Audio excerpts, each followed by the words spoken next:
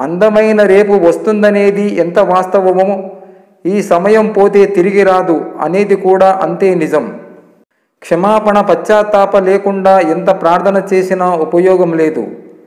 దేవుడు నీకు కోరుకున్నంత ధనం ఇవ్వకపోవచ్చు, కానీ కోరుకున్న దానికంటే ఎక్కువ మంచి గుణం ఇచ్చినప్పుడే అదే అదృష్టంగా భావించు. ఒకరిని నమ్మి ఎప్పుడు సంతోషాన్ని కోరుకోకండి. ఎందుకంటే నచ్చితే మాట్లాడతారు, నచ్చకపోతే ఏదో ఒక తప్పు చూపించి బాధ పెడతారు. అందరూ స్వార్థపరులే ఇక్కడ. ఒక్కొక్కసారి నీ ధైర్యం, నీ నిజాయితీ, నీ తెలివితేటలు ఇవేమీ నిన్ను గెలిపించలేనప్పుడు ఓర్పు, సహనం మాత్రమే నిన్ను గెలిపించగలవు. ముగింపు కూడా అందంగా ఉంటుంది అనడానికి సూర్యాస్త సమయమే ఉదాహరణం. క్షీణించిపోతున్న సమయాన్ని క్షమాపణ కోరుకో. గడిచిపోయినందుకు కాదు, వృధాగా ఖర్చు చేసినందుకు.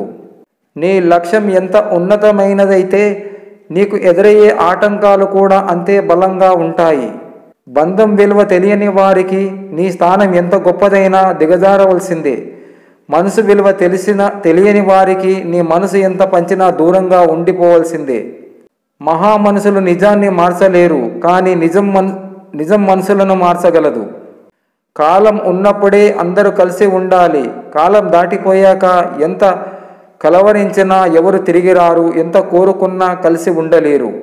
సలహాలు ఇచ్చినంత సులువు కాదు సమస్యలను ఎదుర్కోవటం. మార్పుకు సిద్ధంగా ఉన్నప్పుడే కొత్త ప్రపంచాన్ని చూడగలం. 2 అత్యంత శక్తివంతమైన ఆయుధాలు: సహనం మరియు సమయం. 4 మంచి మాటలు పలకలేని నోరు, చిన్న సహాయం కూడా లేవలేని చేతులు, నలుగురితో కలిసి నడవలేని కాళ్ళు, ఎదుటివారి పరిస్థితిని అర్థం చేసుకోలేని మనసు ఉన్నా లేనట్టే. వాళ్ళే అసలైన వికలాంగులు. గెలిచి చూపించి నీ కోసం కాదు, నిన్ను అవమానించిన వారి కోసం కూడా కాదు, నిన్ను నమ్ముకున్న వారి కోసం. అమ్మ అనే పిలుపులో ఆప్యాయత ఉంది. నాన్న అనే పిలుపులో నమ్మకం ఉంది. తాత అనే పిలుపులో తన్మయత్వం ఉంది.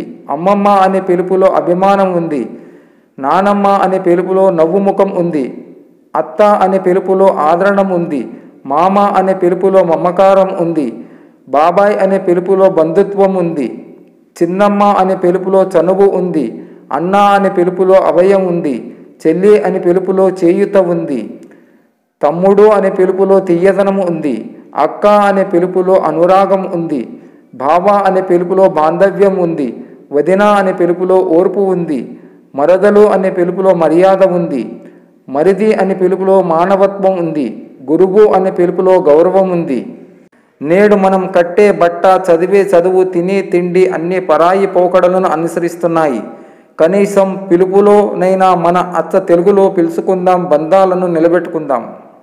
మిమ్మల్ని మీరు ఏదో ఒక పనిలో బిజీగా ఉంచుకోండి. ఎందుకంటే బిజీగా ఉన్న వాళ్లకు బాధలకు బాధపడే సమయం ఉండదు.